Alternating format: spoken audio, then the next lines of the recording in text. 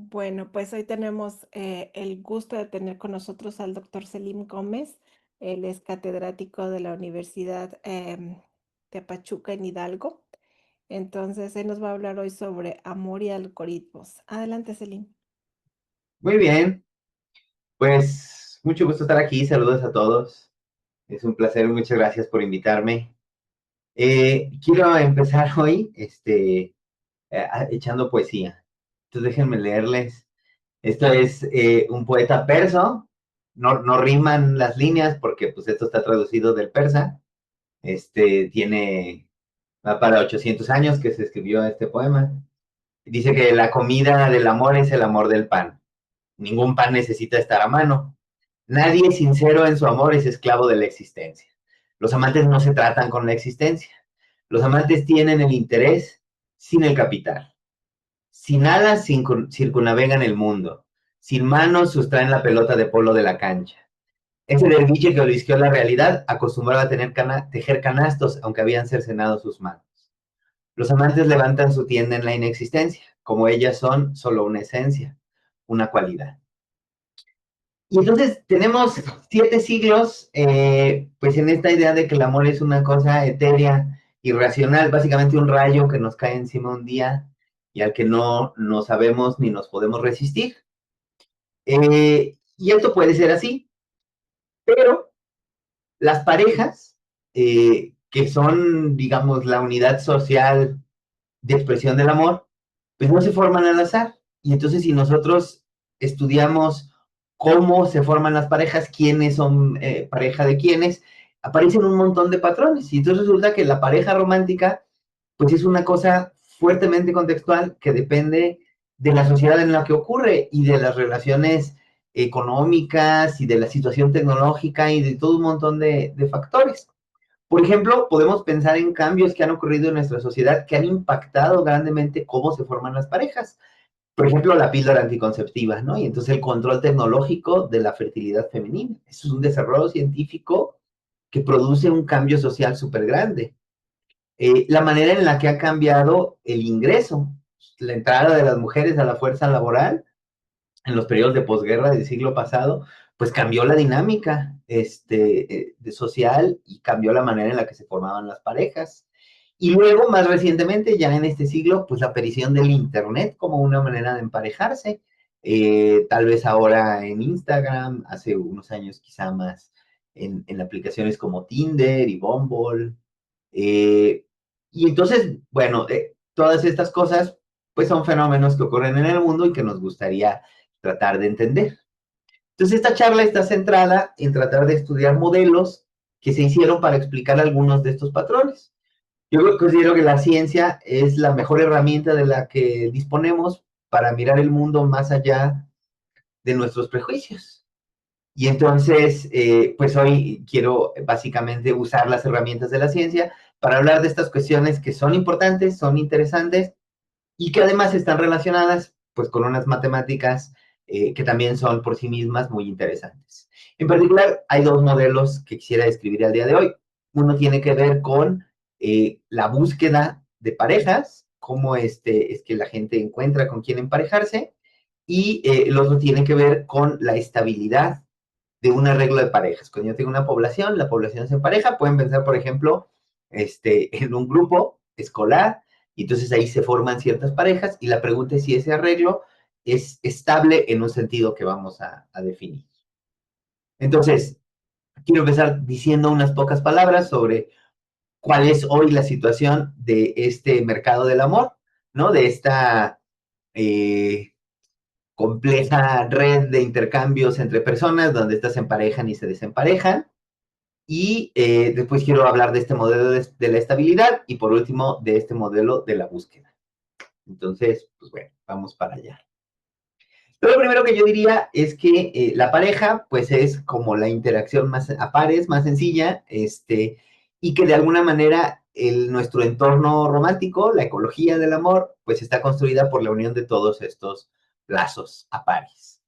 La pareja romántica en el mundo es central para organizar la vida sexual y amorosa de todas las personas. Hace 33 años, en 1992, los sociólogos estimaban que como el 90% de todas las personas en el mundo, al cumplir los 50 años, se iban a haber casado al menos una vez. Ese número en esos 30 años ha disminuido un montón. O sea, el porcentaje de gente que al llegar a los 50 no se va a haber casado nunca es mucho más alto que el 8% que había hace 33 años. Pero este número sigue siendo dominante. No tengo una cifra tan actualizada, pero les puedo decir que en 2015 seguía estando alrededor del 80%. Ya de los últimos 10 años no tengo el mejor dato. Por otra parte, la monogamia no es una estrategia universal. De hecho, la prevalencia de la no monogamia en las sociedades humanas llega a ser, aquí puse 5%, eso es un promedio, pero por ejemplo en el caso mexicano se estima que ronda el 6%, en algunas otras sociedades industrializadas anda por ahí del 8%.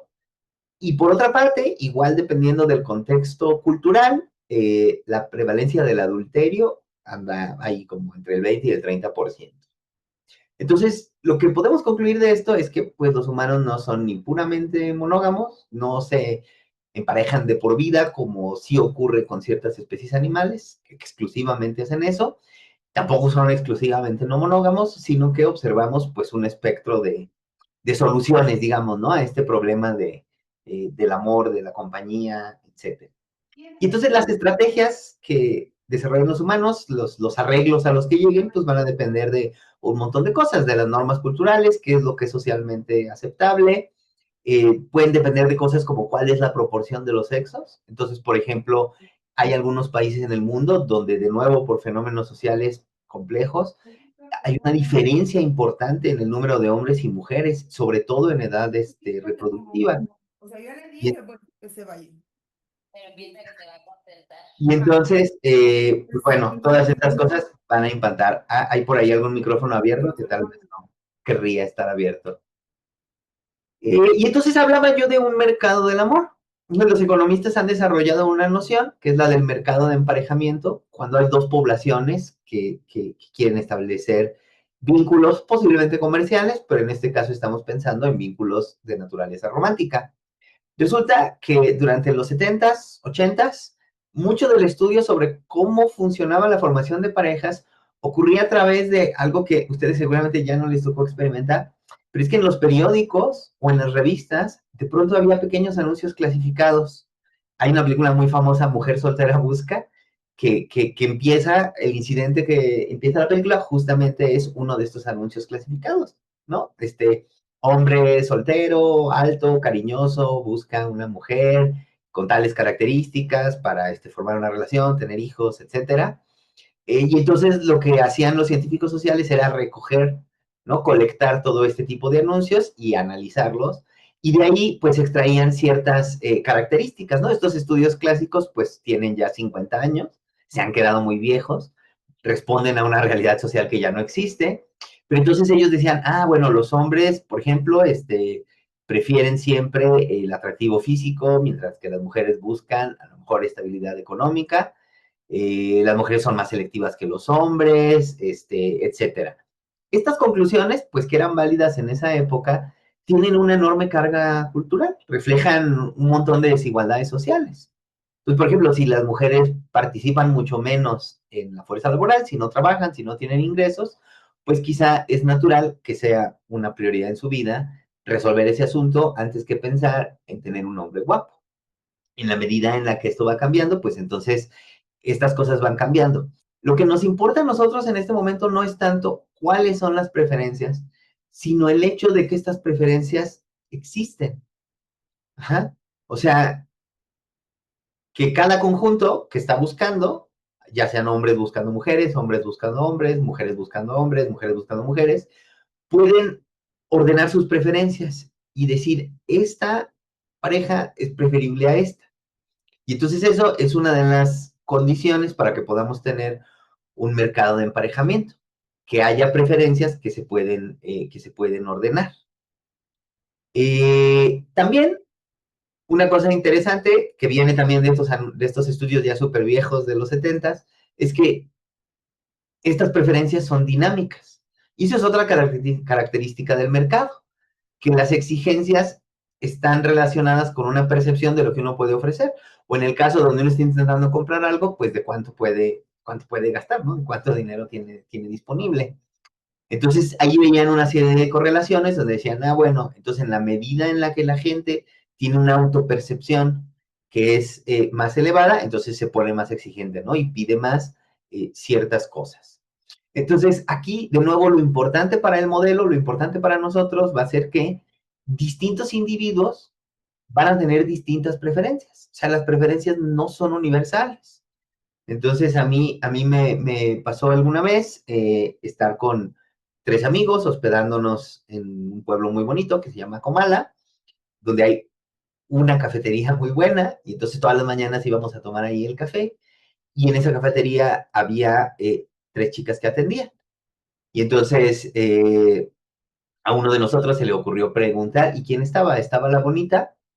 Y entonces uno de nosotros dijo que sí y el otro dijo que no. Entonces nos dimos cuenta de que en efecto no estábamos de acuerdo acerca de cuál era la bonita. Entonces nuestras preferencias individuales pues nos hacían ordenarlas, digamos, de manera diferente y cada uno tenía su propia versión sobre cuál era la más bonita y cuál era la que le seguía. Entonces, a eso es a lo que me refiero. Cada individuo tiene sus preferencias, esas preferencias no son universales. Y bueno, estas gráficas vienen de estos estudios clásicos de los 70s, donde en efecto se ve cómo hay variables como la edad que están impactando en el número de requisitos. Esta de abajo, que tiene el número de requisitos contra el valor de mercado, básicamente lo que hacía era contar cuántas cosas positivas decía la gente de sí misma y cómo eso se correlacionaba. Aquí pueden ver que más o menos según va creciendo esto que llama valor de mercado, que no es más que cuántas cosas buenas tengo que decir de mí, pues también aumenta el número de requisitos que pongo en promedio, ¿no? Todos estos son promedios. También estos son screenshots de Tinder ya viejos, que lo que quieren comunicar es que hay un incentivo para cuando estamos intentando establecer vínculos, pues de alguna manera presentar lo mejor de nosotros.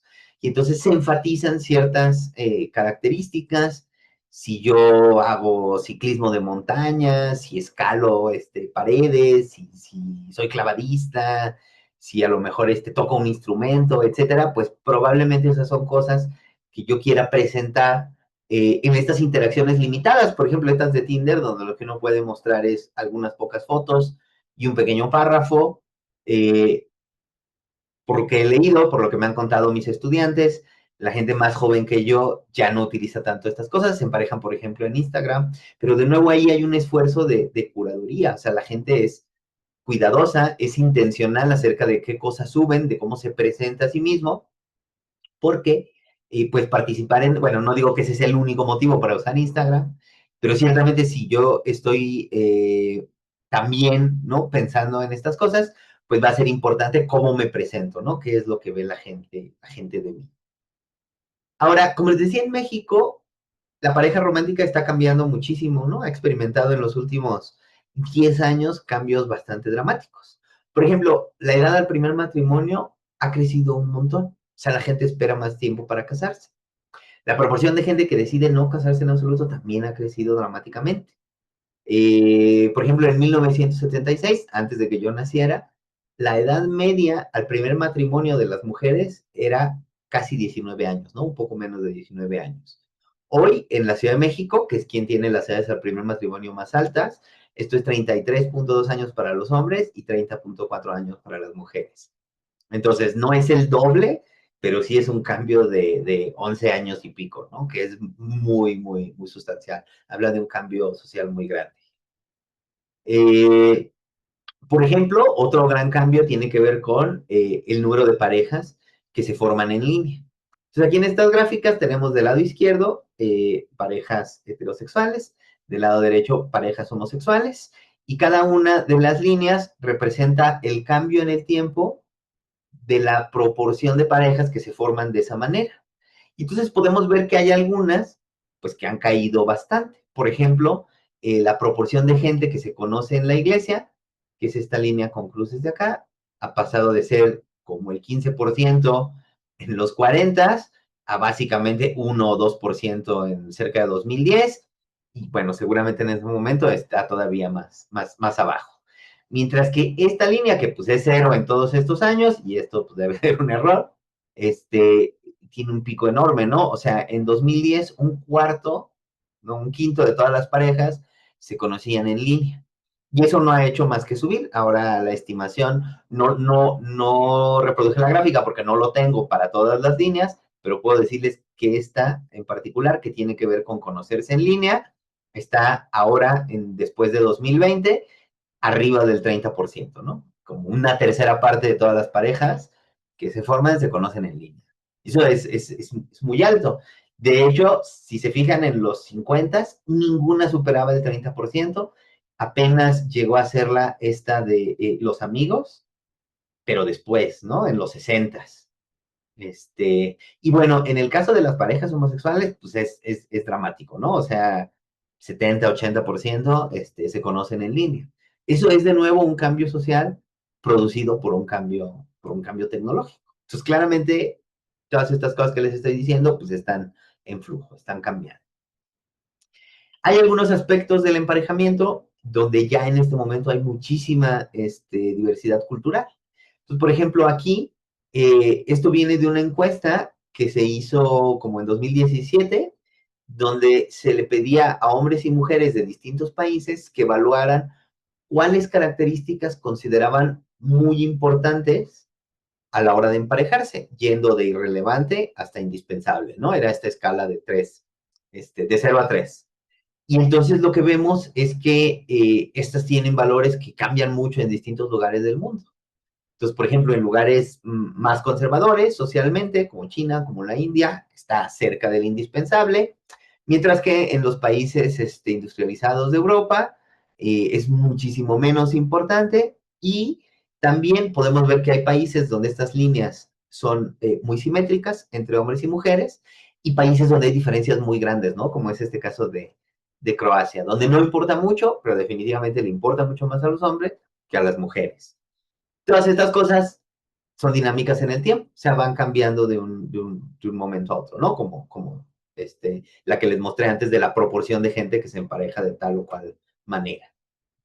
Hay otros donde en sociedades muy diferentes, en estas mismas de la gráfica anterior, vemos más o menos el mismo comportamiento, y entonces eso tiene que ver con que hay cosas culturales que siguen siendo comunes, que pueden tener que ver con desigualdades de género, con inequidad de género. Por ejemplo, vemos que esta diferencia de edad preferida en años se correlaciona fuertemente con índices de desarrollo y bienestar de los países. Perdón, no son los mismos países, ¿no? Ajá, Nigeria, Irán, son países con coeficientes de desarrollo más bajos y tienen diferencias de edad preferidas sustancialmente más grandes. Pero bueno, es interesante porque en efecto aquí sí vemos como cierta simetría. Y bueno, hay fuertes diferencias entre los sexos. Esta siempre me ha parecido una gráfica muy chistosa.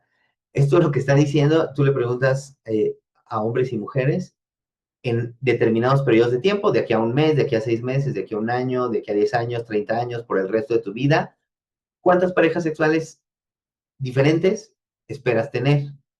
Y empiezan cerca, en uno, cuando hablamos de un mes, pero luego según van pasando el tiempo, se van separando de una manera que me parece hasta enternecedora, en términos de que las expectativas de los hombres, pues probablemente no son muy realistas.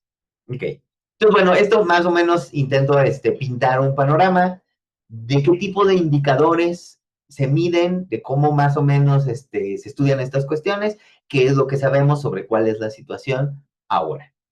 Y entonces ahora lo que quisiéramos es estudiar algunos modelos matemáticos que nos permitieran, pues quizá explicar algunas de estas gráficas, ¿no? O entender qué está ocurriendo, o incluso tomar mejores decisiones, ¿no? Extraer algunas lecciones que puedan ser aplicables en nuestra propia vida. Entonces, el primer modelo es que es el de la elección de pareja. Entonces, la búsqueda de la novia. Y este es un problema complejo porque no es solo que uno busque, sino que también está siendo buscado. No va a decidir de manera unilateral, sino que pues, tiene que haber consentimiento. Y entonces eso lo hace matemáticamente un desafío. Entonces vamos a empezar con versiones más sencillas y luego vamos a irlas cambiando. Entonces hay muchos agentes en la sociedad que de manera natural tienen que formar pares. Por ejemplo, estudiantes y escuelas, ¿no? Los estudiantes quieren escoger en qué escuela van a estudiar, quieren que sea una buena escuela, quieren escoger la mejor escuela posible, mientras que las escuelas quieren tener estudiantes, pero además quieren tener los mejores estudiantes posibles. Y entonces tanto estudiantes como escuelas pues tienen preferencias y buscan emparejarse de ciertas maneras. También, por ejemplo, tenemos vendedores y compradores. Entonces, en los sistemas económicos, yo digo, se me antoja un pan, está haciendo frío, y en mi barrio, pues hay varias panaderías. Y entonces, y hay varias personas que quieren pan. Y entonces también de alguna manera, pues tenemos que emparejarnos, a lo mejor con la que está más cerca, a lo mejor con la que yo considero que es la más rica, a lo mejor con la que es más barata. Entonces voy a tener preferencias que dependen mucho de mi situación, de mi identidad. Si está lloviendo, pues voy a escoger la más cerca. Si no tengo dinero, voy a escoger la más barata. Y si todo lo demás está bien, pues probablemente voy a escoger la que yo considero que es la más rica. Entonces, todo este tipo de situaciones donde yo tengo dos tipos de agentes, dos poblaciones que quieren formar pares, pues se describen como un mercado de emparejamiento. ¿Cómo modelamos matemáticamente esto? Pues bueno, vamos a pensar que tenemos dos categorías, H y M. Y ustedes pueden pensar que estas categorías son hombres y mujeres o que son hembras y machos, ¿no? Para que sea simétrico. Entonces, imagínense que yo tengo una lista donde están todos los Hs y están todos los Ms. Ajá. Por ejemplo, las listas de asistencia de un grupo, ¿no? En la preparatoria o en la universidad. Yo digo, aquí tengo la lista, los voy a dividir en dos grupos y le llamo un emparejamiento a una lista donde entonces yo especifico un agente de un grupo, un agente de otro grupo, y entonces eso es una pareja. Y entonces listo todas las parejas que se forman. Cuando en una de estas listas pongo un M consigo mismo o un H consigo mismo, pues lo que quiero decir es que ese agente está desemparejado, ¿no? Está soltero o está soltera. Y entonces me podría yo preguntar por el conjunto de todas las listas de emparejamiento que yo puedo hacer con mis dos listas de agentes, ¿no? Con mis H's y mis M's. Ahora, es muy importante decir que estos que yo estoy haciendo aquí, pues son todos los emparejamientos, pero seguro hay muchos emparejamientos que para los agentes no son aceptables, porque estos agentes, como ya vimos, pues tienen preferencias. Entonces aquí yo puse en un grupo a Agripina, Baudilia y Clodomira, o sea, A, B y C, y en otro grupo a Domiciano, Edelmiro y Fulgencio. Y entonces, lo que está aquí a la derecha es lo que llamamos una matriz de preferencias, donde Agripina, su número uno, su crush, es Domiciano. Después Fulgencio y ya después Edelmiro. Pero, por ejemplo, Clodomira dice, Edelmiro es el mejor, con Fulgencio todavía me animo, pero prefiero quedarme sola que estar con Domiciano, ¿no? Y entonces eso es lo que significa que en el lugar 3 aparezca Clodomira. O sea, significa que prefiere estar desemparejada que estar con uno que no sean los que están en sus preferencias arriba. Y lo mismo el otro grupo, pues también tiene sus preferencias. Entonces, por ejemplo, Fulgencio prefiere estar con Clodomira, después con Agripina y al último con Baudil. Entonces, así es como leemos esto. Si nos queremos evitar los nombres, pues podemos poner nada más las iniciales. Y entonces, a la luz de esta matriz de preferencias, si yo tengo un cierto emparejamiento, pues lo puedo evaluar. Entonces, por ejemplo, aquí tengo donde está Agripina con Edelmiro, Baudilia con Fulgencio y Clodomira con Domiciano.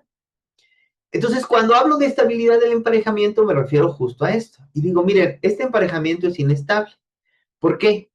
Porque Baudilia y Domiciano prefieren estar juntos que con quien están en ese emparejamiento.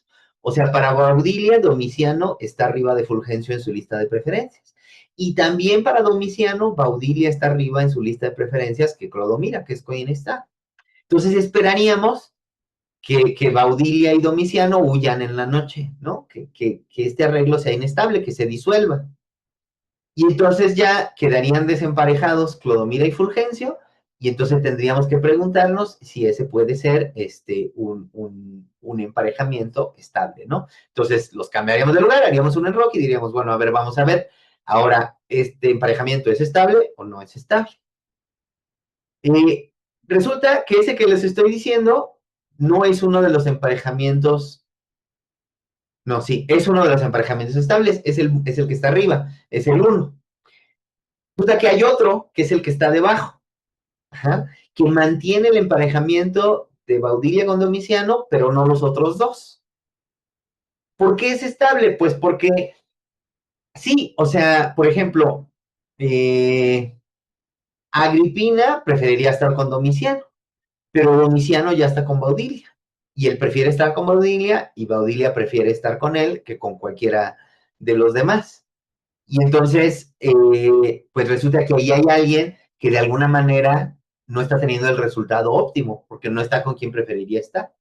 Esta es una propiedad general de este tipo de mercados de emparejamiento.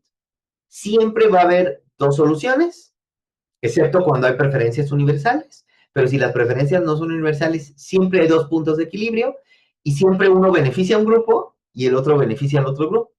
Ajá. O sea, hay más H's contentos en uno y más M's contentos en el otro.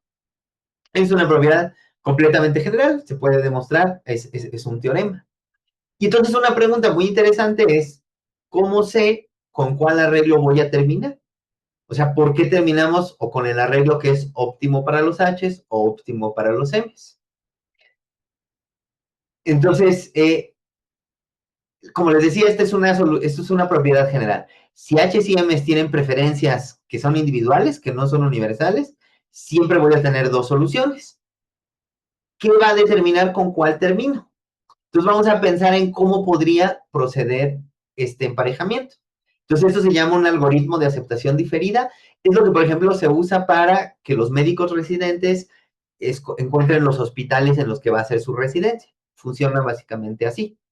Eh, Dividimos a los dos grupos y uno de los grupos corteja al otro. Entonces supongamos que los M's cortejan a los H's. En el primer paso, cada M pues va y le propone establecer un vínculo a la persona que está en el primer lugar en su matriz de preferencias. Y entonces, ahora, el otro grupo decide de entre las ofertas que tiene cuál es la que prefiere. Luego, en la siguiente ronda, los que quedaron desemparejados, pues de nuevo van al siguiente lugar en su lista de preferencias. Ajá. Si no queda ninguna pareja aceptable, pues ya ese se queda desemparejado. De nuevo, el otro grupo acepta o rechaza, ajá, dependiendo de su orden de preferencias. Y seguimos haciendo esto hasta que ya no hay pasos que jugar. Ajá. Hasta que ya todos los M's o se emparejaron o ya no hay parejas aceptables y se quedaron solos. Entonces, este proceso, donde los M's cortejan y los H's deciden, siempre beneficia a los M's. Siempre nos lleva al equilibrio que es M óptimo. Por ejemplo, si lo hacemos con este ejemplito muy sencillo de 3 y 3, que es muy pequeño, pues en la primera jugada, tanto, tanto Domiciano como... Ah, aquí están cortejando los H's. Tanto Domiciano como Edelmiro cortejan a Baudilia. Si vemos la matriz de preferencias de Baudilia, pues Baudilia prefería a Domiciano. Entonces ya esa pareja se formó. Y Fulgencio, pues va con Clodomira. Clodomira, pues lo encuentra aceptable. Y entonces ya se formaron dos parejas. Domiciano con Baudilia, Clodomira con Fulgencio. Y Edelmiro se queda solo. En el siguiente paso, Edelmiro va con Agripina. Agripina, pues, es la única oferta que tiene, se queda con él y entonces ya llegamos al equilibrio. Ajá. Este es el que teníamos aquí como mu1. Es el equilibrio que es óptimo para los H's. No que ya terminó el algoritmo, ¿no? Entonces ya obtuvimos un emparejamiento. Y en efecto, es el que beneficia al grupo que corteja. Si lo hacemos al revés, si ahora quien corteja son las M's, pues entonces Baudilia y Agripina van a cortejar a Domiciano, Clodomira va con Edelmiro, entonces como Domiciano prefiere a Baudilia, pues de nuevo esa pareja se forma, Agripina queda desemparejada, después va con Fulgencio, Fulgencio la acepta y de nuevo el algoritmo termina, ¿no? Y hemos obtenido el otro emparejamiento. Entonces, una lección muy importante es que, aunque el grupo cortejado es el que está tomando las decisiones de aceptar o rechazar, en realidad aquí resulta más valiosa la iniciativa, porque el equilibrio que obtenemos beneficia al grupo que corteja. Entonces esa me parece que es una primera enseñanza interesante. Por supuesto, en la realidad en la que vivimos, no es tan así. A lo mejor hace 50 años sí teníamos una regla mucha más férrea de que los hombres cortejaban a las mujeres y nunca al revés. Ahora vivimos una sociedad, me parece, donde ya no es universal esto, aunque sí sigue siendo predominante. Y como vemos aquí, eso es perjudicial para el grupo que es cortejado. Entonces, a lo mejor una primera conclusión a la que podríamos llevar es que obtendríamos resultados quizá más óptimos si tomamos la iniciativa. Ahora, este mercado que estoy describiendo, pues es monógamo, porque una persona se puede emparejar con otra persona a la vez. Como les decía, en México la prevalencia de la no monogamia pues ya anda por ahí del 6%.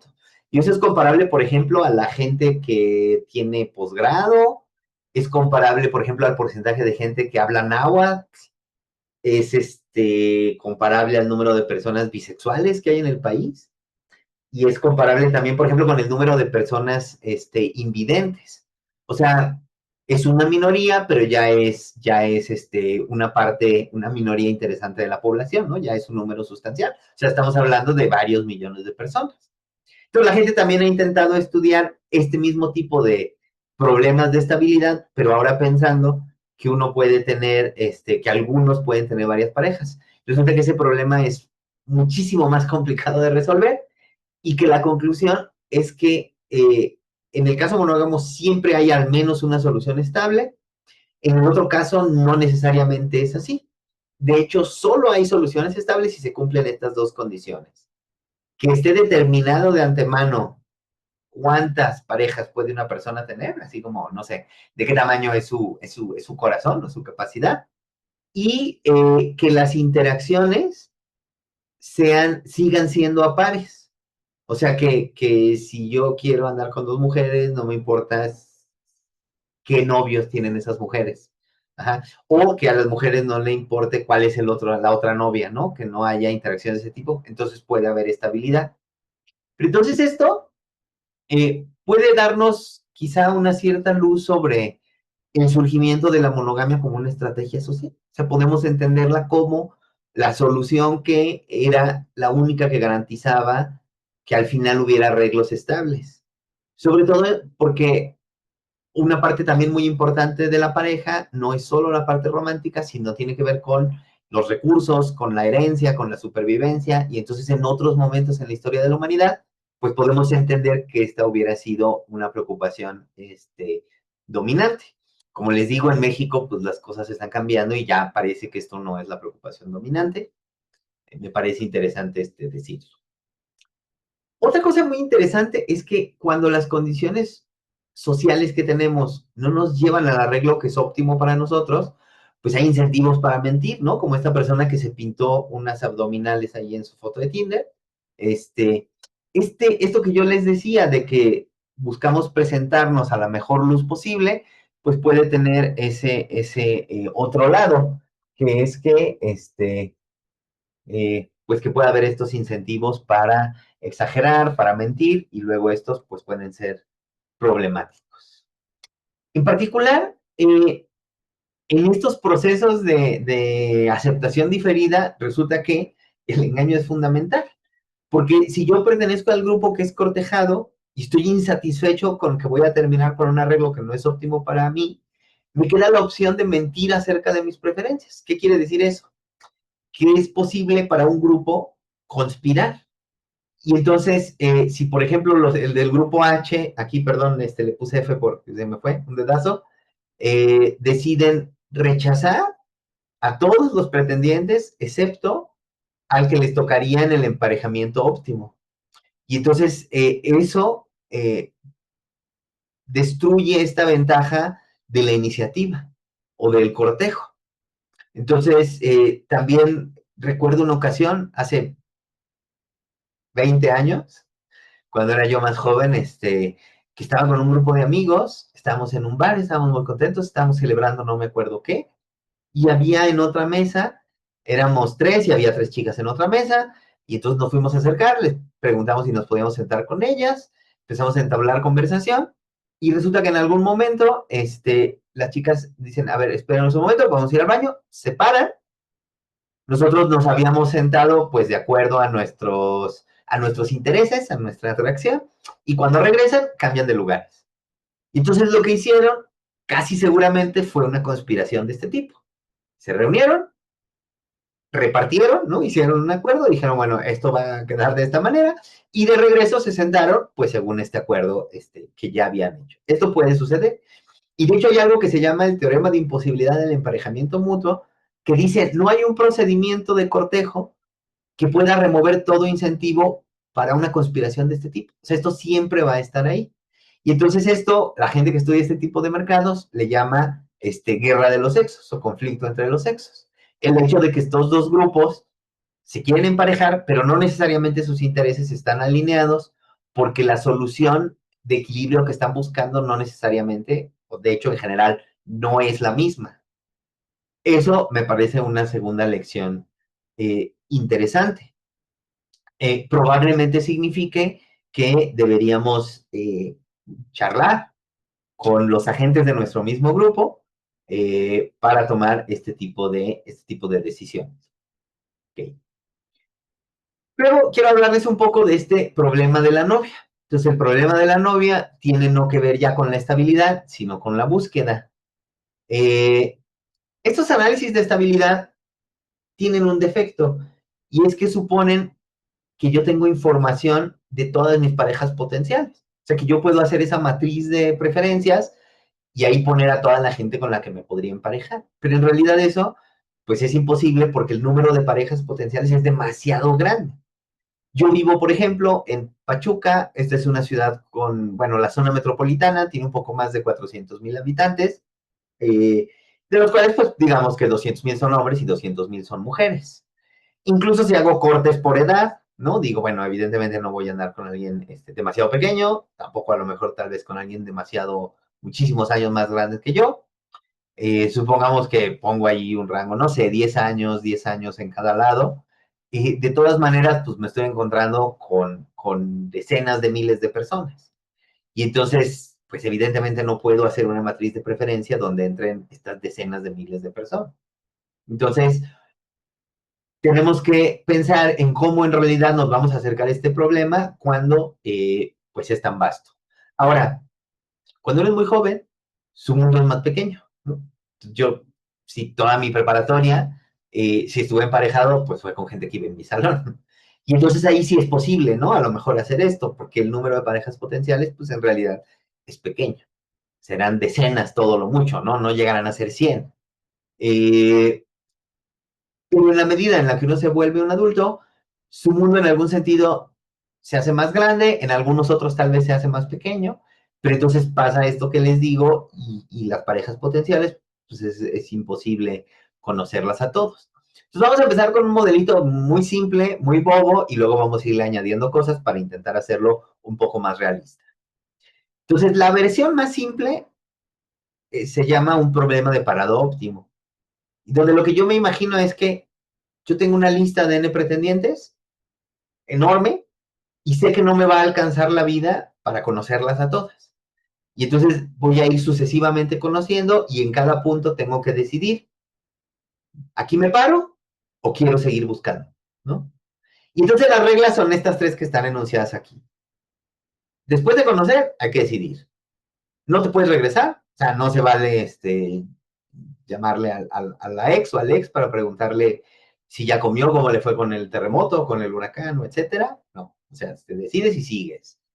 Y, muy importante, en cada momento tú sabes de todas las personas que has conocido cómo ordenarlas. O sea, tienes preferencias y puedes decir, esta es la mejor persona que he estado, pero aún así no me convenció, y esta es la peor, ¿no? Entonces las puedes ordenar en una lista. ¿Es esto realista? No es realista. Aquí afuera de mi casa no hay una fila de personas queriéndome conocer, o sea, eso no pasa. Pero también no es realista, porque entonces parece que basta con que yo decida.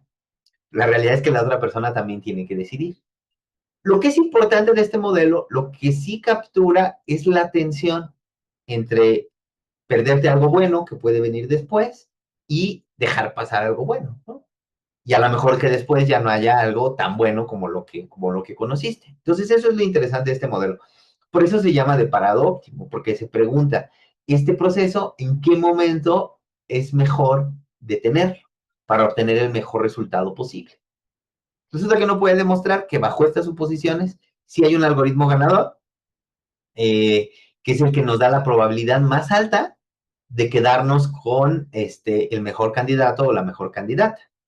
Y el algoritmo tiene dos pasos. Primero, dejo pasar el primer 37% de los candidatos, ¿no? Entonces, si van a ser 10, pues redondeamos y digamos que conozco 4 personas y no me comprometo.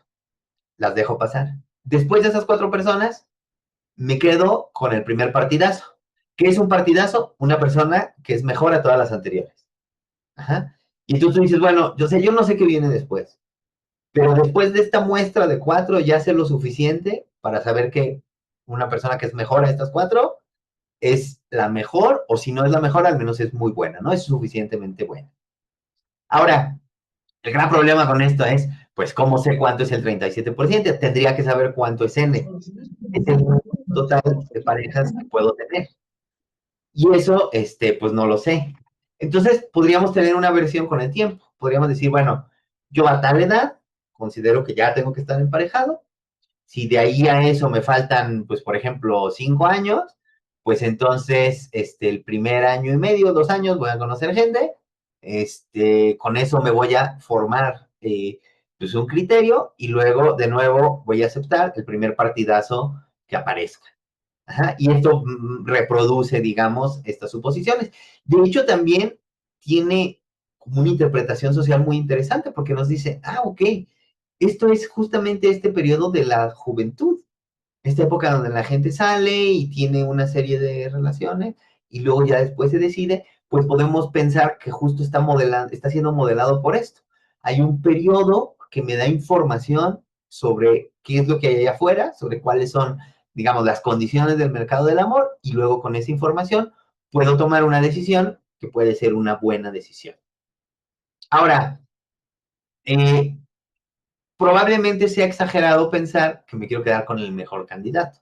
Sobre todo cuando N es muy grande, pues es poco realista, ¿no? Si digo, de estas 10,000 personas, me quiero quedar con la mejor, es un poco complejo. Lo que podríamos decir es, bueno, si esas 10,000 personas estuvieran ordenadas en una lista según mis preferencias, yo me imagino que le dedico mi vida solo a eso, ¿cómo puedo yo ajustar el algoritmo de manera que me quede lo más cerca posible a lo mejor? O sea, simplemente que el rango no sea tan grande. Quisiera quedarme con una de las 100 mejores, ¿no? Y dices, eso ya es buenísimo. Entonces, básicamente la estrategia va a ser la misma. Lo único que va a cambiar es de qué tamaño es este periodo como de prueba o de formación de criterio. Entonces, mientras más bueno, depende de dos cosas, de cuál es el número de n, pero cuando n es muy grande ya eso llega a un valor que no cambia mucho, pero más bien depende sobre todo de qué tan exigente soy yo, de si digo me quiero quedar con alguien del top 10, del top 100 o del top 1000. Y entonces ya eso me va a permitir periodos de tiempo pues progresivamente más cortos. Ahora, si pensamos en que la búsqueda es mutua, que no basta con que yo decida, vamos a pensar que tenemos de nuevo nuestros dos grupos de agentes, H y M. Estos tienen un tamaño U que pues, va a ser muy grande. Por ejemplo, pues no sé, 40,000 hombres y 40,000 mujeres, ¿no? Aquí en Pachuca. O a lo mejor si digo, no, mi amor es de escala nacional, pues a lo mejor estamos hablando de 10 millones de personas, ¿no? Una cosa así. ¿Cómo puedo tratar este problema, no? ¿Cómo es que las parejas se forman? Porque si yo intentara aplicar estos problemas de parado óptimo, resulta que la predicción sería que muy poca gente se podría emparejar. Y lo que observamos es que no, en realidad no importa si uno es un poco feo, es un poco gordo, es un poco chaparrito, ronca, etcétera. Normalmente sí hay alguien para ti. Entonces, ¿cómo podemos tratar este problema? Resulta que debido a su complejidad matemática, el problema solo lo podemos tratar si podemos establecer una especie de valor de mercado universal. que no es esta autopercepción de la gente, ¿no? De cuántas cualidades se ve, sino es como una especie de, en promedio, qué tan deseable, qué tan atractiva es esta persona. Okay. Entonces, tratar una búsqueda mutua como unilateral va a tener resultados catastróficos.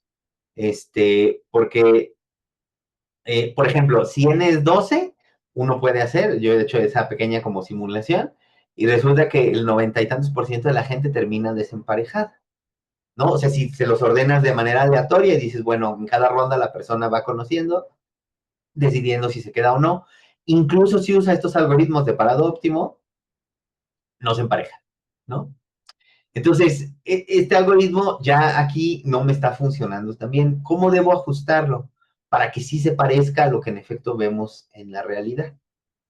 Entonces, es una especie de algoritmo de parado óptimo porque empieza con una fase de calibración, pero tiene otro aspecto muy importante. Ese aspecto muy importante tiene que ver con que esta calibración también es introspección, también tiene que ver con conocerme a mí mismo y saber, pues de una u otra manera, qué tan atractivo soy. Porque entonces no basta con encontrar un partidazo, sino que además el partidazo me tiene que aceptar. Entonces el problema se vuelve, ¿cuál es la mejor pareja potencial para la que yo soy aceptable, ¿no? Que está dispuesta a estar conmigo. Y entonces, eso significa que lo que tenemos que estar haciendo es, a través de información imperfecta que obtenemos de nuestras interacciones con los agentes del otro grupo, tenemos que ir cambiando nuestras aspiraciones de manera dinámica, ¿no? Entonces, si yo, por ejemplo, tengo muy buena autoestima y digo, no, pues yo soy top 100 de esos, digamos, 40,000 o de ese N, pues entonces yo también quiero a alguien del top 100, y luego empiezo a tener estas interacciones y soy sistemáticamente rechazado, pues a lo mejor tengo que revisar, ¿no? Este top 100 y decir, bueno, a lo mejor mi aspiración está siendo poco realista, ¿no? Tengo que ajustar a través de las interacciones qué es lo que estoy buscando. Eso refleja otra realidad muy importante y es que nuestras preferencias van cambiando con el tiempo. Y entonces en realidad yo no puedo decir, desde que tuve mi primer cita hasta ahora, que la manera en la que yo ordenaría estas cosas sea siempre la misma. O sea, a lo mejor, antes alguien que estaba muy en la fiesta, para mí era muy atractivo, a lo mejor ahora tal vez yo diría, "Ah, esto, no es, ya no es importante para mí, ya me gusta estar en casa con mis gatos, entonces, pues de vez en cuando está bien, pero esto ya no ocupa un lugar tan alto, ¿no? En mis preferencias. Entonces, este periodo de calibración también tiene que ser un periodo de introspección. Entonces, lo que hacen estos modelos es decir, bueno, vamos a hacerlo como decíamos en el tiempo, vamos a decir, hay una fase de calibración y luego hay una fase de emparejamiento. A cada miembro de los agentes le asignamos aleatoriamente, ¿no? Un valor de mercado y permitimos que este agente vaya cambiando su información sobre cuánto es este valor a través de ser aceptado o rechazado. Y entonces es muy interesante porque si yo tengo aquí del lado izquierdo gráficas en efecto de cuándo se empareja la gente, o sea, cuál es la probabilidad, qué proporción de la gente de cierta edad se ha emparejado en cierto punto de su vida. Estos son hombres y mujeres en Noruega y en Rumania en distintos años. Pues vemos más o menos que estas gráficas tienen una cierta forma, que del lado derecho he reproducido utilizando este modelo con introspección. Entonces lo que decimos es, bueno, pues esto parece que sí está capturando algunas propiedades de cómo en efecto la gente se está emparejando. Entonces, esto parece ser más o menos lo que las sociedades humanas nos llevan a hacer. Hay un periodo en el cual nos dicen, tú, de entrada no es legal que te cases porque estás muy pequeño, sal, conoce gente, forma este criterio, ten tu periodo de calibración y después, comparando con ese periodo de calibración, pues fijaste tus expectativas. En cuanto encuentres a alguien que cumple con eso, ya está, ¿no? Y entonces ya terminamos. Y eso, pues parece que describe este tipo de gráficas. Es un tema muy interesante, se sigue publicando muchas cosas al respecto. Hay, de hecho, cosas muy interesantes salidas de la pandemia para acá. porque pues hay este pico enorme de gente conociéndose por internet porque está confinada en su casa y todavía no están claras cuáles son todas las consecuencias y si hay cambios permanentes en la manera en la que nos relacionamos que provienen de estos años. Ok, otro comentario que quería hacer es que no necesariamente la estabilidad es lo más deseable. De hecho, en términos de lo que vemos que está haciendo la población, pues no parece que eso sea lo que se persigue. La estabilidad también puede ser producto de la inequidad o de la rigidez, ¿no? Del no poder decidir. Entonces, vivimos vidas más largas, nuestros intereses, nuestras preferencias, nuestras condiciones, pues van cambiando con el tiempo. Y entonces tampoco es absurdo pues que haya cambios, ¿no? Después de un cierto tiempo. Y que tú digas, estas que eran mis preferencias, ya no lo son y ahora quiero hacer algo diferente. Entonces, bueno, otros arreglos con otras propiedades van a ser posibles si nos cuestionamos todas estas suposiciones. Sin embargo, bueno, yo les quería contar porque estos son modelos, algunos tienen 50 años, otros son más recientes, con los que la gente ha intentado describir e incluso incidir en cómo funcionan estos procesos en nuestras sociedades. Entonces, estos 6 puntos son con lo que quisiera terminar. Primero, la búsqueda de una pareja romántica se parece mucho a un mercado de emparejamiento, tiene muchas propiedades que nos permiten tratarla como tal, construir modelos del tipo de los que hacen los economistas, pero describiendo estos fenómenos sociales. En particular, es muy importante que todos estemos conscientes de que este siempre va a ser un problema de emparejamiento que es recíproco, ¿no? Entonces no basta mi decisión, tiene que haber consentimiento, tiene que haber un encuentro ahí.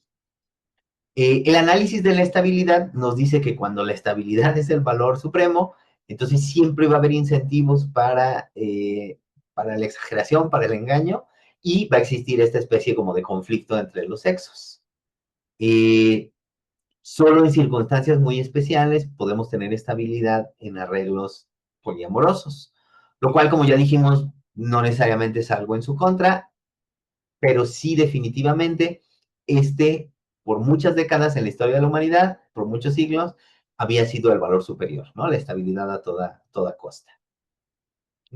Cuando tenemos información imperfecta, que es casi siempre en la vida, salvo tal vez cuando somos muy pequeños y nuestro universo es nuestro salón de clases, pues vamos a tener una búsqueda secuencial, una serie de tiempo, donde no puedo simultáneamente conocer todas las posibilidades, sino que tengo que irlas revelando poco a poco. El éxito en esta búsqueda, pues implica nuestra conocimiento de nosotros mismos, ¿no? Implica que tengamos momentos de introspección y que entonces revisemos nuestras expectativas, revisemos nuestras preferencias continuamente. Y entonces eso es lo que dice la experiencia y dice también la ciencia, debería llevarnos a los mejores resultados posibles. Y pues muchísimas gracias por su atención, es todo lo que tenía que decir al respecto y estaré muy feliz de recibir sus preguntas. Gracias, Elim. Bueno, tenemos tiempo para preguntas, chicos. Si tienen pregunta, pueden por favor prender su micrófono o levantar su mano. Bueno, ¿O alguien? ¿No? No. no, Abre uno. Pues. no se animan todavía. Yo te quería preguntar, por ejemplo, tú dijiste que para encontrar la pareja óptima, primero había que quitar el 37%. Entonces, Ajá. y luego después, ¿cuál es el siguiente paso? Entonces, vas conociendo más gente y el Ujú, criterio es, la primera persona que llegue, que es mejor a ese 37%, esa ese es es un buena. partidazo, esa es la buena. Dices Mm, Ajá. Porque ese 37% lo que te da es eso, una noción de lo que te gusta, una noción de lo que te hace feliz, una noción de lo que quieres, de lo que es aceptable, de lo que es inaceptable. Y entonces ya con eso dices, ok, ya no tengo que buscar más. Hay una caricatura por ahí famosa de alguien que es como muchos rostros de mujeres y de cada una, ¿no? Le pone un pero. Muy flaca, ajá. fuma, eso. Y luego ya al final, la última es la muerte yendo por él. Y él dice, no, pues la viciosa no estaba tan mal. Y le dice, pues no, ya, ¿no? Ya se acabó. Pues sí. Oye, ¿y qué algoritmo es el que usan estas plataformas como Tinder y, pues no sé? Entonces, ahí está un poco mezclado con el hecho de que, pues hay un negocio. Entonces, pues hay una parte de que tú pagas porque te pongan arriba de las búsquedas y demás. Pero en ausencia de esa cosa como comercial, lo que hacen es que en realidad dividen a su población en muchos más grupos. Entonces, no, como que no todos los hombres están en la lista para todas las mujeres. Bueno, también los usuarios definen un poco los grupos porque ponen ciertas restricciones de edad, de a qué distancia esté, a lo mejor educación. Resulta que los humanos son lo que llamamos homosociales. O sea, les gusta mucho emparejarse con gente que en algún sentido se parece a ellos, a lo mejor en el tipo de vida que han vivido, en el nivel de educación, en el nivel de ingreso. Estas historias como de amarte duele, en realidad no son tan comunes por eso, ¿no? Porque la gente se relaciona con gente que se le parece mucho. Y entonces, básicamente lo que hacen es eso, te ponen en ciertas categorías y te muestran la gente en esas categorías. Y de hecho es muy funcional en lugares muy grandes, pero por ejemplo, si uno abre esas cosas en lugares como Pachuca, muy rápidamente se acaba, ¿no? Ya no hay más gente, ya viste, ahí sí puedes hacer tu matriz de preferencia. Claro, pero justo tiene esa propiedad de que no te puedes regresar. Una vez que diste a la derecha o a la izquierda, pues ya, ya no puedes ir de vuelta y decir, ah, bueno, pues no estaba tan mal la viciosa. Pues no. Había otra pregunta, creo. Adelante, Aram. Que sí, muy buenas tardes, soy Aram de Zamora. ¿Y pueden realmente predecir la longevidad o el éxito en una relación a partir de lo que usted... No, o sea, más bien en la estabilidad de un arreglo, ¿no? O sea, si tú dices aquí, por ejemplo, estamos en un crucero, estamos aquí confinados, esta es la gente que hay, y hay un cierto emparejamiento, pero hay de pronto atracción, coqueteo, secciones de tensión sexual entre personas que están emparejadas con otra gente, pues decimos, esto es inestable, ¿no? Porque esta gente prefiere estar junta. Pero claro, ahí podría haber, por ejemplo, si vives en una ciudad muy rígida, donde ejecutan a los adúlteros, donde no hay divorcio sin causa, etcétera, pues a lo mejor mantienes la estabilidad pues, simplemente porque no es una opción separarte. Entonces realmente no es tan granular como decir a nivel individual. Más bien tú tratas de ver tendencias generales. Si hay gente que ha estudiado, por ejemplo, te hacen cuestionarios súper largos y tratan de cruzar qué características, esto lo hacen a posteriori, ¿no? O sea, después de 10 años, ¿quién sigue junto y quién se separó? Y te puedo decir que, por ejemplo, en las parejas heterosexuales, me acuerdo porque me pareció súper interesante. Las dos cosas que mejor predecían que durara mucho la relación era niveles similares de tolerancia al desorden, o sea, dos personas muy ordenadas o dos personas muy desordenadas, y gustos similares, o más bien, que acepten de manera similar el horror, ¿no? Entonces, si a los dos les gustan las películas de horror, o si ninguno les gusta el cine de horror, eso también era algo que predecía. Pero entonces esas no parecen ser las cosas más esenciales. Yo creo que lo que dicen es que las cosas que son realmente los grados de libertad fundamentales son muy difíciles de medir. Y entonces a lo mejor uno está ahí dedicado a analizar pues, cosas un poco banales, porque no tiene acceso directamente sobre eso. Ok, bueno, Luego, hay más preguntas. Ujú. eh, bueno, Frank Sinatra Méndez pregunta por si existe algún algoritmo probado con cierto porcentaje de éxito. Son estos de parado óptimo, pero con todas los peros que le puse, ¿no? Porque suponen que uno tiene la decisión y en realidad no es así. En todo caso, podríamos decir, es un algoritmo para yo saber cuál es un partidazo, ¿no? Pero pues en la conciencia de que a lo mejor yo no soy un partidazo para esa persona. Y a lo mejor hay más bien, también eso se me pasó a decirlo, ¿no? O sea, además del asunto de evaluarme, de la introspección, también hay una responsabilidad de mejorar. O sea, si ya me di cuenta de que no lo estoy haciendo bien, de que no pongo atención, de que etcétera, pues lo que tengo que hacer es intentar hacerlo de mejor manera. O sea, también tengo no solo que cambiar mi percepción del valor, sino mi valor a través de hacer cosas, yo qué sé, leer un libro, hacer ejercicio, aprender a cocinar, cosas, ¿no? Que mejoren. Y luego Flor Pérez pregunta por la felicidad de las mujeres solteras versus emparejadas y casadas. Definitivamente, eso, o sea, hay mucho reciente, o sea, eso de hecho ha cambiado. Eh, Digo, la respuesta obvia yo creo que es la correcta. Se tiene que ver con machismo, con el patriarcado. Me parece muy interesante, ahora el 8 de marzo escuchaba a una socióloga hablar sobre por qué la gente joven está encontrando ciertas dificultades en construir relaciones que les sean satisfactorios. Y lo que ella decía, y me resonó mucho, es, lo que pasa es que las mujeres están buscando a los hombres del mañana, que todavía no existen, y los hombres están buscando a las mujeres del ayer que ya no existen, ¿no? Que están desapareciendo. Y entonces por eso no se logran poner de acuerdo. Mientras eso no sea así, o sea, tiene que haber como ciertos cambios sociales para que eso no sea así. Definitivamente yo pienso que pues la pareja nos puede ayudar a satisfacer muchas necesidades y hacernos más felices, pero si ocurren en condiciones adversas, pues no, ¿no? O sea, sí, sí, como en la matriz esta de emparejamiento, pues hay casos donde digo mejor solo que mal acompañado.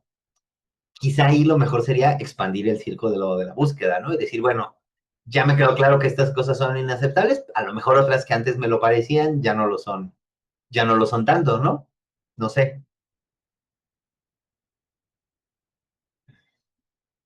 Ajá, preguntan por usar la regresión lineal para predecir el comportamiento. Eso pues se sale un poco del tema, pero definitivamente hay esto que llaman como modelos de la mente, o sea que cuando nos comunicamos siempre tenemos en nuestra cabeza una especie de simulación de la otra persona, de lo que nos va a decir. O sea, cuando yo voy y digo, a esto le va a encantar a Xiomara, entonces se lo voy a decir porque le va a parecer muy gracioso, le va a parecer muy bonito, etcétera. Es porque estoy haciendo un modelo de cosas que yo he visto que le gustan, que he visto que a lo mejor les da like, que celebra, y digo, bueno, esto es de su tipo de cosas, ahí les van, ¿no? Eso es justo como eso que está diciendo Aram Romero, porque es como predecir lo que el otro va a pensar y hacer. Y eso tiene que ver a lo mejor mucho con vivir en pareja, con predecir, con anticipar. Yo sé que hasta ahora llega con un hambre, si me pongo ahorita a preparar algo y cuando llega ya hay una cosa, de hecho hay por ahí unos reels muy famosos donde se sube una chica súper enojada al coche porque la están recogiendo tarde, e inmediatamente le da comida y bebida y un postre, y entonces se transforma y inmediatamente dice, bueno, ok, está bien, esto es aceptable. Eso es una predicción de este tipo, ¿no? Entonces sí, definitivamente eso tiene que ocurrir. Pero entonces eso más que con el problema de la búsqueda, tiene que ver con el problema de cómo construimos relaciones que sean, que nos hagan bien, ¿no? Que sean benéficas. ¿Y había una mano levantada? Sí, hay una más. ¿Hay algún problema de computación libre que haga estos cálculos? La mayoría de estas cosas están hechas con Python. Ajá. Los economistas les gusta mucho usar Stata o SPSS que no son libres, pero hay versiones libres de los dos. La de SPSS creo que se llama OSPSS. No me acuerdo cómo se llama, pero si buscas versión libre de SPSS, eso existe. Eso es como para hacer análisis estadísticos, por ejemplo, cuando hacen muchas encuestas, ¿no? O cuando tienen datos, por ejemplo, del el registro civil y cosas así. Y yo diría Python, a lo mejor es como una buena manera de hacer los cálculos, de hacer los modelos, ¿no? De hacer predicciones. Y luego ya uno puede comparar con los dos. Sí, ya hay un montón de cosas, gente que los ha subido de manera libre a GitHub y uno los puede bajar y modificarlos, y jugar con ellos. Sí, hay cosas muy interesantes. Y no son técnicamente muy complicadas. Bueno, eh, solamente una última pregunta que fíjate que ha surgido en el chat. ¿Tú qué opinas sobre esta ecuación de Dirac? Que luego alguna gente le dice que la ecuación que tiene que ver del- con esto del romanticismo. ¿Tú qué opinas? o sea, fíjate, o sea, hay dos cosas que me molestan. Una, que la gente se la tatúa y se la tatúa incompleta porque no le pone el slash a la derivada. Y entonces, pues eso no es la ecuación de Dirac, porque no hay matrices gamma. Pero luego la otra cosa es que si tú lees el rollo que echa la gente al respecto, pues no tiene nada que ver, porque el rollo que echan tiene que ver con el enredamiento. Pero el enredamiento no aparece de manera especial, de hecho no aparece en la ecuación de Dirac porque esa es una ecuación para una sola partícula.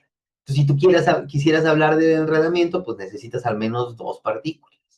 Entonces, pues o sea, por un lado, me parece bien que cuando la gente quiere entender el mundo, entender la ciencia, pues haga metáforas con cosas que sí conoce, porque siempre entender es eso, relacionar lo nuevo con lo viejo, y luego a lo mejor después ya no necesito lo viejo y entiendo lo nuevo suficientemente bien para pensar en términos de esto. Pero aquí como que está al revés, como que estoy queriendo usar la ciencia que no entiendo como metáfora del amor que sí conozco. Y entonces eso me parece muy extraño.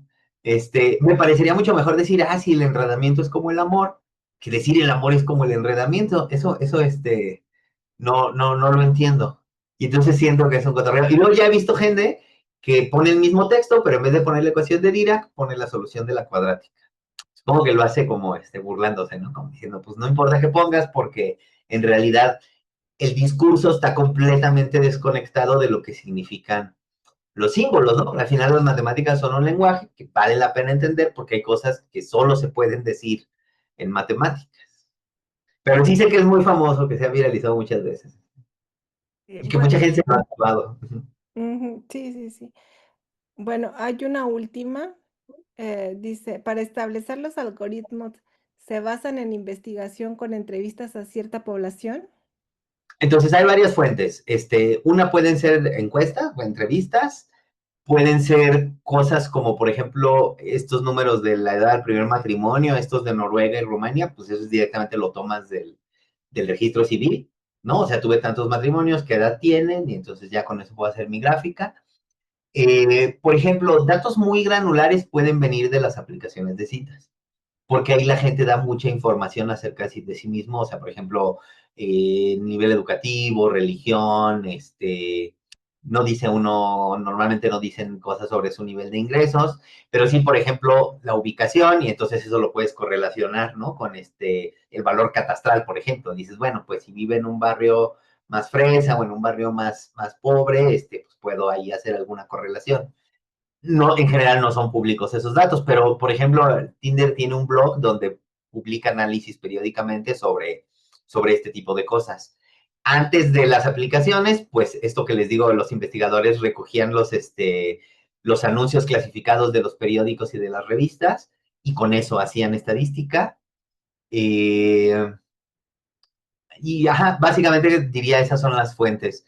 No se me ocurre en este momento qué otras puede haber, pero a lo mejor hay alguna otra.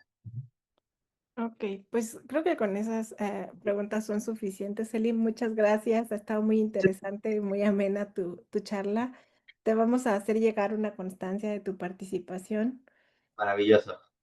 Gracias a Bueno, todos. pues un abrazo y muchas gracias. Nos vemos. Adiós, Selim. Gracias. Adiós a todos.